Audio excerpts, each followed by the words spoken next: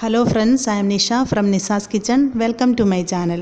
ഇന്ന് നമുക്ക് വെറൈറ്റി ആയിട്ടുള്ള ഒരു പുളിശ്ശേരിയുടെ റെസിപ്പി നോക്കാം. ക്യാരറ്റ് പുളിശ്ശേരി. ഈ വീഡിയോ ഇഷ്ടമായാൽ ചാനൽ സബ്സ്ക്രൈബ് ചെയ്യാൻ മറക്കരുത്.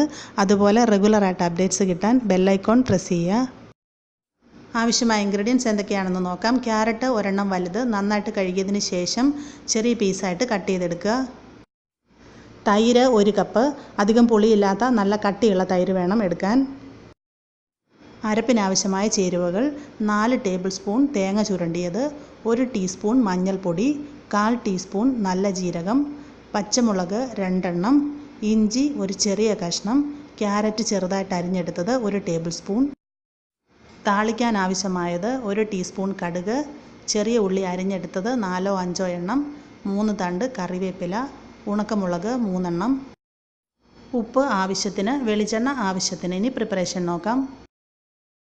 ആദ്യമായിട്ട് നമുക്ക് അരപ്പ് തയ്യാറാക്കിയെടുക്കാം. അതിനായിട്ട് ചുരണ്ടി വെച്ചിരുന്ന 4 ടേബിൾ സ്പൂൺ തേങ്ങയിലോട്ട് ഞാൻ 1 ടീസ്പൂൺ മഞ്ഞൾപ്പൊടിയും, 1/4 ടീസ്പൂൺ നല്ല ജീരകവും, ഒരു ചെറിയ കഷ്ണം ഇഞ്ചിയും, 2 പച്ചമുളകും, പിന്നെ അതിലോട്ട് നമ്മൾ അരിഞ്ഞു വെച്ചിരുന്ന ക്യാരറ്റിൽ നിന്ന് 1 ടേബിൾ സ്പൂൺ ക്യാരറ്റും കൂടെ ഇട്ടിട്ടുണ്ട്. ഇതെല്ലാം കൂടെ നമുക്ക് 1/4 ഗ്ലാസ് വെള്ളം ചേർത്തിട്ട് നന്നായിട്ട് അരച്ചെടുക്കാം.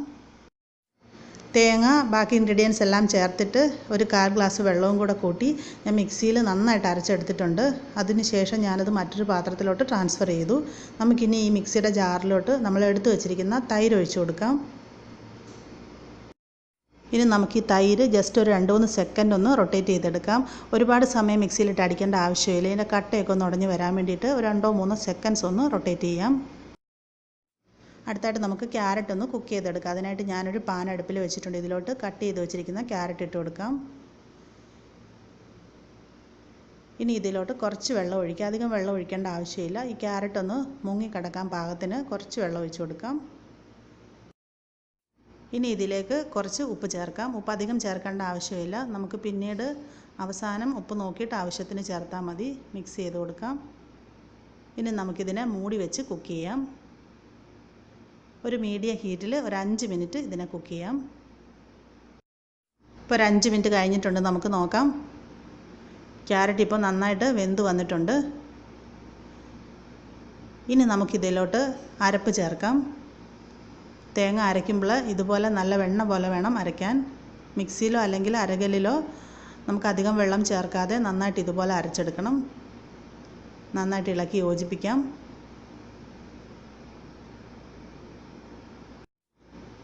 ഇനി നമുക്കൊരു 3-4 മിനിറ്റ് ഇതിനെ നന്നായിട്ടൊന്ന് ചൂടാക്കണം. ഈ തേങ്ങയുടെ ഒരു പച്ച ടേസ്റ്റൊക്കെ മാറി വരാൻ വേണ്ടിയിട്ട് നമുക്കൊരു മീഡിയം ഹീറ്റിലിട്ടിട്ട് ഇതുപോലെ വിട്ട് മിക്സ് ചെയ്ത് കൊടുക്കാം. ഈ സമയത്ത് കറിയിൽ ചേർക്കാനുള്ള താളിച്ച് തയ്യാറാക്കിയെടുക്കാം. ഞാനൊരു ഫ്രൈ പാൻ അടുപ്പിൽ വെച്ചിട്ടുണ്ട്. ഇതിലോട്ട് 2 ടേബിൾ സ്പൂൺ വെളിച്ചെണ്ണ ഒഴിച്ച് കൊടുക്കാം. വെളിച്ചെണ്ണ നന്നായി ചൂടായതിന് ശേഷം ഇതിലോട്ട് കുറച്ച് കടുക് ഇട്ട് കൊടുക്കാം. കടുക് മുഴുവനും നന്നായിട്ട് പൊട്ടി വരണം. ഇനി ഇതിലേക്ക് അരിഞ്ഞു വെച്ചിരിക്കുന്ന ചെറിയ ഉള്ളി ചേർക്കാം. വറ്റൽമുളക് ചേർക്കാം.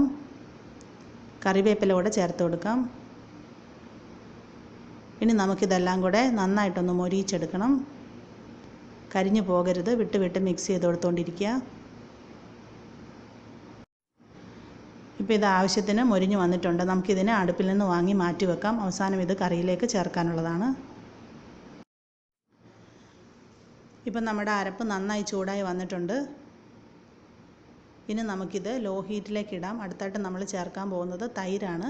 തൈര് ചേർക്കുമ്പോൾ ഒരുപാട് ചൂടുണ്ടായിരിക്കാൻ പാടില്ല. അതിനായിട്ട് തീ നന്നായിട്ട് കുറച്ച് വെച്ച ശേഷം നമ്മൾ മിക്സിയിലൊന്ന് റൊട്ടേറ്റ് ചെയ്ത് വെച്ചിരിക്കുന്ന തൈര് ഇതിലേക്ക് ഒഴിച്ചു കൊടുക്കാം. തൈര് ഒഴിച്ചാൽ ഉടനെ ഇത് കണ്ടിന്യൂസ് മിക്സ് ചെയ്യണം. കാരണം ഇനി ഇത് തിളയ്ക്കാൻ പാടില്ല.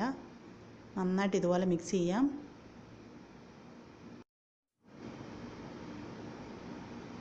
ഈ സമയത്ത് ഇതിൻ്റെ ഉപ്പൊന്ന് നോക്കാം.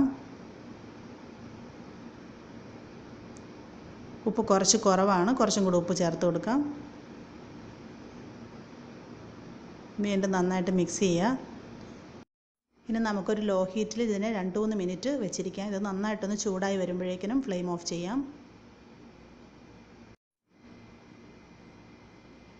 ഇപ്പോൾ ഇത് നന്നായി ചൂടായി വന്നിട്ടുണ്ട്. ഇതിൻ്റെ ഉള്ളിൽ നിന്ന് ചെറുതായിട്ട് ആവി വരാൻ തുടങ്ങിയിട്ടുണ്ട്. ഇനി നമുക്ക് ഫ്ലെയിം ഓഫ് ചെയ്യാം. ഇപ്പോൾ ഞാൻ ഫ്ലെയിം ഓഫ് ചെയ്തിട്ടുണ്ട്. ഇനി നമുക്കിതിലോട്ട് അവസാനമായിട്ട് തയ്യാറാക്കി വെച്ചിരിക്കുന്ന കടുക് താളിച്ചത് ചേർത്ത് കൊടുക്കാം.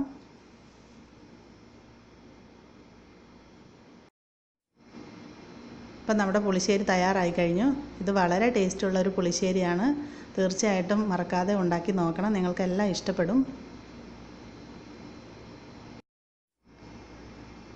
അങ്ങനെ നമ്മുടെ ക്യാരറ്റ് പുളിശ്ശേരി ഇവിടെ സെർവ് ചെയ്യാനായിട്ട് റെഡി ആയിട്ടുണ്ട്. കണ്ടില്ലേ, ഇത് വളരെ സിമ്പിളായിട്ടുള്ള ഒരു കറിയാണ്. നമുക്ക് വളരെ പെട്ടെന്ന് ഉണ്ടാക്കിയെടുക്കാൻ പറ്റും. നമുക്കിനി ഇതിനെ വൈറ്റ് റൈസിനൊപ്പം സെർവ് ചെയ്യാം. ക്യാരറ്റ് പുളിശ്ശേരിയുടെ ഈ റെസിപ്പി നിങ്ങൾക്ക് ഇഷ്ടമായെന്ന് കരുതുന്നു. നമ്മൾ സാധാരണ പുളിശ്ശേരി കുമ്പളങ്ങ അല്ലെങ്കിൽ വെള്ളരിക്കയൊക്കെ ഇട്ടിട്ടാണ് വെക്കുന്നത്. എനിക്ക് തോന്നുന്നത് അതിലുമൊക്കെ ടേസ്റ്റുള്ളൊരു പുളിശ്ശേരിയാണിത്. നിങ്ങൾ മറക്കാതെ ട്രൈ ചെയ്ത് നോക്കിയിട്ട് ഫീഡ്ബാക്ക്സ് അറിയിക്കണം. വീഡിയോ ഇഷ്ടമായെങ്കിൽ ഇതിൻ്റെ ലിങ്ക് ഫ്രണ്ട്സിനൊക്കെ ഷെയർ ചെയ്ത് കൊടുക്കാൻ മറക്കരുത്. നിങ്ങളുടെ സപ്പോർട്ട് വേണം. താങ്ക്